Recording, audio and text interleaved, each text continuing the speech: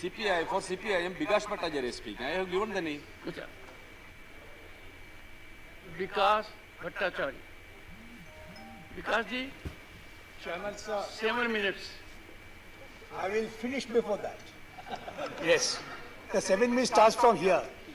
Sir, They end here. we are all rational animal. Human is rational animal. The difference is rationality and animality. This rationality has driven us to move forward. The human civilization has advanced step by step. We have never seen that the civilization has gone backwards. When the Constituent Assembly was discussing about the Constitution, you are well aware the role of governors were discussed. It was decided upon discussion the governor cannot be another source of power. Governors should act following the advice of the elected representatives and the representative of the government. This is a settled principle. And on the basis we have advanced to a people's government where the governor was an ornamental constitutional head to keep liaison with the center. The basic principle was that the federal principle and federal governance as per our constitution is carried forward. When the constitution was adopted, then Delhi was not a state. That was the union territory. Like many others, I am not going to give examples. That rationality has driven us to go forward and advance to the stage that the Delhi would be a state with certain restrictions. And the people will have the right of governance through their representative. This was the advancement of the Constitution. That's why the Constitution Amendment and 239 AA was incorporated. Now what we see, we find today that we are going backwards.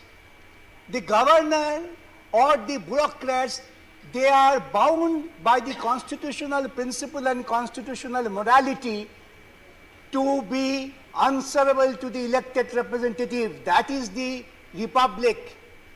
That's the republic, democratic republic, the constitution makes us thought of. No question of this party and that party. That was the result of independent struggle. I know some people did not have the legacy of independent struggle. They might have a different outlook, different thought. But this representative government is the outcome of independent struggle which the people fought, giving their lives, sacrificing lives, not surrendering their own right at the behest of the British mercy. Now this, and what this rule is, what this bill for? Bill is sought to replace the ordinance. Why the ordinance came for? Let us analyze stage by stage. I am not going to have a quarrel with this party or that party. The House is for discussion of the constitutionality of this bill. Nobody questions the power of Parliament. Having power is one thing, but exercise of power is wisdom. Unless you have the wisdom, the power gives you absolutely autocratic authority, which is against the basic principle of our constitution. Sir, have you noticed you were the governor and you felt that in spite of the best of your desire, you have to be bounded by the aid and advice of the government. That was your practically frustration, that without the aid and advice of the government, I cannot do anything. Because the constitution thought of, again I repeat, the representation of the people. People is the last word. They have chosen, might be XYZ to your liking or not liking. In the Delhi bill, have you seen? I have never seen. The Constitution of India, the Supreme Court had said, even the President of India doesn't have unguided discretion. And here, by a law, Parliament will say, you have a sole discretion. Would the Parliament invite the autocracy? This Indian Parliament, this law invites autocracy. This law speaks of throw away the people's government. I appoint a bureaucrat, I appoint somebody of my choice, he will dictate. You will be subservient to this. Have you gone through this bill? This bill would take us to completely the stage of animality, not the stage of advanced humanity for which we feel proud of. We, the people of India, we thought of governance. I was reading this bill. It reminded me the 1926 Act of Kolkata Corporation, where the executive was the superior. Mayor was just a subservient force. That was thrown away by the people. Now, here also, we have, under the Constitution, created third tier of government.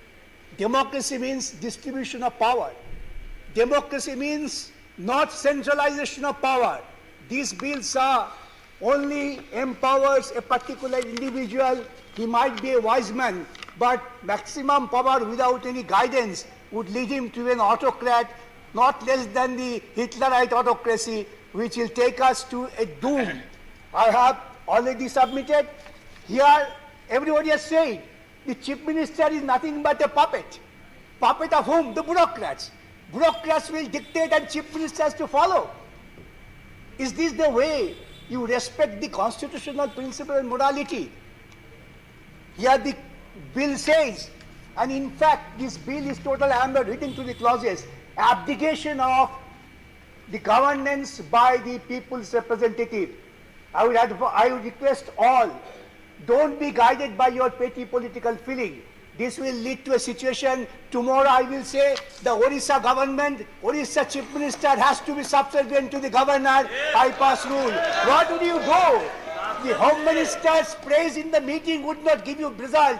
They will say there is a precedent. Parliament has passed such a law. Lord, you have already given me a caution. I said I will finish within the time.